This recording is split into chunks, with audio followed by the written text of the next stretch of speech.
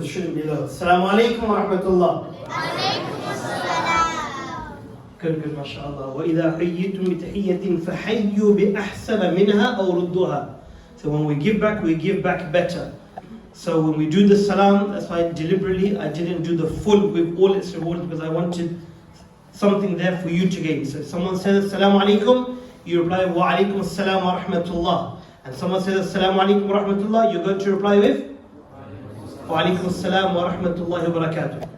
Okay, alhamdulillah. Allahumma kalhamdu wa lakashukr. Bismillah ar-Rahman ar-Rahim. Rabbi yassir wa la tu'assir wa tammim bil khayr bika nastaghith. سبحانك لا علم لنا إلا ما علمتنا إنك أنت العليم الحكيم. رب اشرح لي صدري ويسر لي أمري واحلل عقدة من لساني يفقهوا قولي. يا رب صل وسلم دائما أبدا على حبيبك خير الخلق كلهم. الحمد لله وكفى وسلام على عباده الذين اصطفى. Okay, mashallah, that was good. Well, Sarsa, he mentioned it nicely. Okay, he didn't want to mention these names in the house of Allah, of course, because أحب البلاد إلى الله مساجدها وأبغض البلاد إلى الله أسواقها. أحب البلاد, the most beloved places in the sight of Allah are the masajid, and the places where salah takes place and prostration takes place. وأبغض البلاد, and the most detested and the most disliked places are where the sins take place, the bazaar and the aswaq, etc.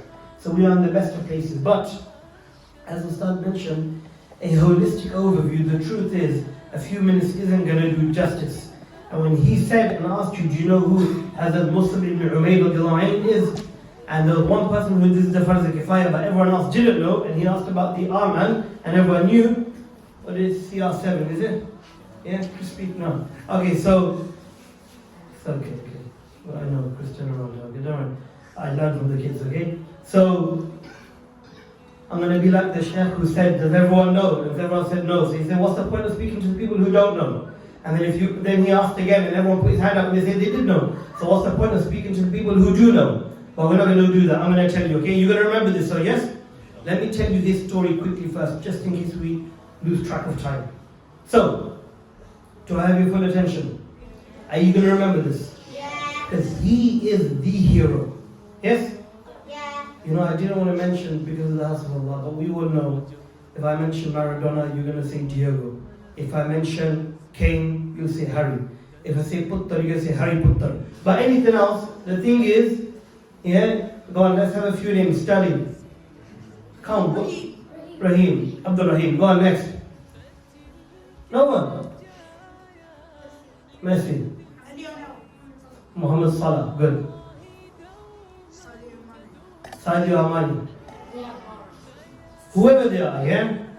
Now the thing is, if I do ask you, now let's go to the companions. So we have Hazrat Abu Hurairah radiallahu anhu. And obviously many of you are going to go back in time, you're going to go back into the 80s and the 90s, and you'll say Gascoigne and Barnes and Ian Rush and Peter Beasley and Gary Lineker and all of them else and Salt and Vinegar. But the thing is, here, Hazrat Abu Hurairah radiallahu anhu. Give me another name. Abu Bakr Siddiq radiallahu anhu. Good. Umar ibn al-Khattab radiallahu anhu. Good. Ali ibn Abi Talib radiallahu anhu. Good. Khalid ibn al-Walid radiallahu anhu. Yes.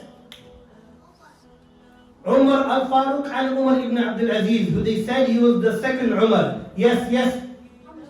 Hamza radiallahu anhu. Brilliant. Hamza radiallahu anhu ibn Abbas. Anas ibn Malik radiallahu anhu. Brilliant. Mus'ab Ibn Umayr radiallahu anhu, he was born with great love and affection. His wealthy parents, they were rich. It's said about him that his parents used to make him wear garments worth 200 dirhams. 200 dirahim. People couldn't afford one, and he's wearing clothes that would cost 200 dirhams. So you can understand what kind of lifestyle he was in. It didn't end there.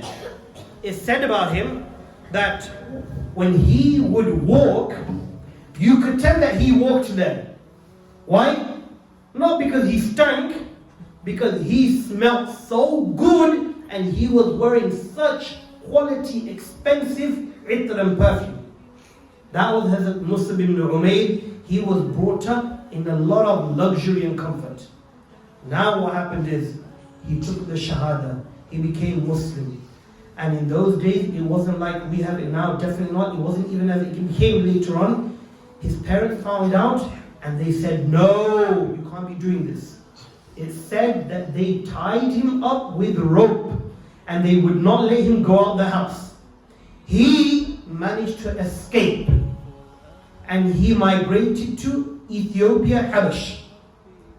Later on, he's left everything behind. Later on, he returned to Makkah, only yet to migrate again to Madinatul Munawwarah. Because you remember the companions, they migrated from Makkah to Medina.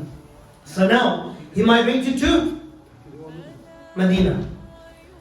It said, subhanAllah, he came once in the company of Rasulullah sallallahu alaihi wasallam, and the Sahaba radiallahu anhum, they were there. So the Prophet of Allah, try imagine this, the gathering. The greatest man, Rasulullah Muhammad sallallahu alaihi wasallam, our messenger, the last of prophets, the greatest man to have walked the face of the earth, the leader of us all. He was sat there with his companions and he saw Hazrat Mus'ab Ibn Umayr and he saw his clothing. And he was wearing a garment that didn't fully cover him. And there were so many patches on that garment, on that clothes. Even one patch was of leather. And he is describing to you the detail.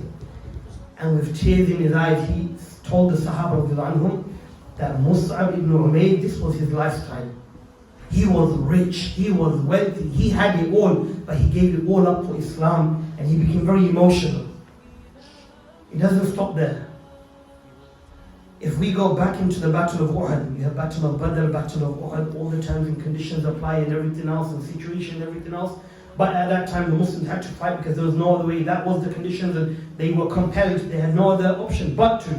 So this holy war that took place in the Battle of Uhud, when the Muslims were running around in confusion, at that time Hazrat Mus'ab Ibn Umayr, the Janda and the banner and the flag of Islam, he held up high and he stood with it like a rock. He didn't move because it was about the flag being up, and when the flag went down, the defeat and everything else. So he stood there with the flag. The enemy came, thought he was clever, and he cut one of his arms. His arm, some narration mentioned that it was hanging.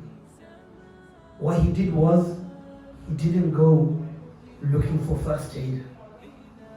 He put the flag from one arm into another and he held it with his other arm. The enemy came and he thought, this time I'm going to do it, and he struck the other arm. Now both arms have been seriously wounded. So what did he do? The narration mentioned that he held it in the middle of his chest with the support of his bleeding arms. Then the enemy thought, we can't do this. He came and he pierced his body. Hazrat Mus'ab radiallahu anhu, he was martyred. He fell down and with him fell the flag of Islam, but he didn't let it go during his lifetime, only when he was martyred, till death took him and made him part. And then you know what happened? Another Sahabi, he came and he took the flag, but I told you it was the battle of, who's been to the plain of Uhud, the mount of Uhud? Yeah, you've seen the maqbarah? Hazrat Mus'ab Ibn Umayr's body is there, along with a few others, Hazrat Hamza and a few others. So what happened was, now his burial time came. And the Sahaba radiallahu anhum, they weren't wearing expensive clothing now. They wanted to shroud his body. So the kafan and the white piece of cloth that they clothed it with, what happened? It was too short. You know the story. Allahu Akbar. It was so short that when they pulled it has to cover the head and the toes. When they pulled it to cover the head, the feet will become exposed, and when they pulled it to cover the feet, the head was uncovered. So what did they do? The Prophet of Allah said, cover his head with the kafan, with the shroud, with the white cloth, and cover his feet with izkhar leaves. Those leaves you can still see if you go there. Now the point here is, do you remember what we said, how rich he was? Do you remember what we said about what he had? He's our hero because We're not talking about this after 1444 years because of the duk and because we're taking pity. No, he's our hero because he left a legacy behind. That's what you call Islam, that he had it all, but what did he do? He sacrificed. He said, Allah is more beloved to me. He left Makkah, he migrated to Habash, to Ethiopia. He came back from Ethiopia only to find that everyone's gone to Medina. He migrated from Medina, he migrated to Medina, and this is how he lived his life.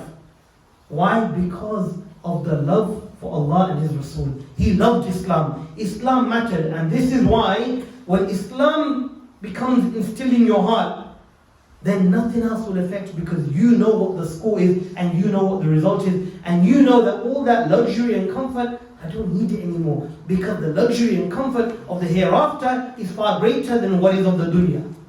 That was Sayyiduna Mus'ab Ibn Umayr, and when he passed away, imagine that. He had everything by the time of death. Now where's the 200 dirham of clothes? Because he gave. So this is the example of a person who had, and for Allah, he decided to give up for religion. And you have some people who decide that, I have all these thousands of pounds for the pleasure of Allah. I'm going to give it so I can stand and say, Ya Allah, I had this, I gave it for you.